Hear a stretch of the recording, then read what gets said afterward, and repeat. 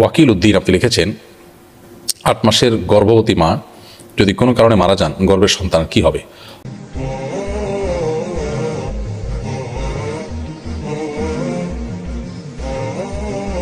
ওয়াকিল উদ্দিন আপনি লিখেছেন ৮ মাসের গর্ভবতী মা যদি কোনো কারণে মারা যান গর্ভের সন্তান কি হবে?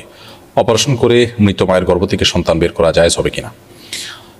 অবশ্যই সন্তানকে বাঁচাবার প্রয়োজনে মা যদি মৃত্যুবরণ করেন তাহলে সেক্ষেত্রে তা অপারেশনের মাধ্যমে তার গর্ভ থেকে সন্তানকে বের করতে হবে।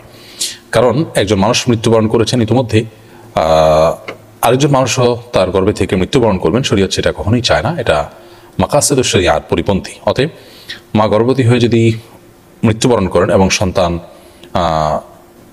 মায়ের গর্ভে থাকে এবং জীবিত আছে এমনটি মনে হয়, বিশেষ করে শেষের মাসগুলোতে, শেষের দিনগুলোতে, তাহলে সেক্ষেত্রে অপারেশন করে সেই সন্তানকে দুনিয়াতে আনতে হবে এবং তাকে বাঁচাবার যত প্রচেষ্টা সেটা অব্যাহত রাখতে হবে। আনোয়ার হোসেন শেখ আপনি লিখেছেন আবাসিক শিক্ষকদের জন্য বোর্ডিংয়ের জিনিসপত্র ব্যবহার করার কি কোনো সুযোগ আছে? আবাসিক শিক্ষকরা মাদ্রাসার শিক্ষা প্রতিষ্ঠানের যে সমস্ত ছাত্ররা যারা আপনার আবাসিক থাকেন তাদের জন্য জিনিসপত্র কেনা হয়েছে সেগুলো ব্যবহার করতে পারাটা নির্ভর করে যে কর্তৃপক্ষের সাথে তাদের কী ধরনের চুক্তি আছে। ধরা যাক আবাসিক শিক্ষকদের জন্য খাবারের ব্যবস্থা আছে, তাহলে ছেলেদের সাথে তারাও খাবেন।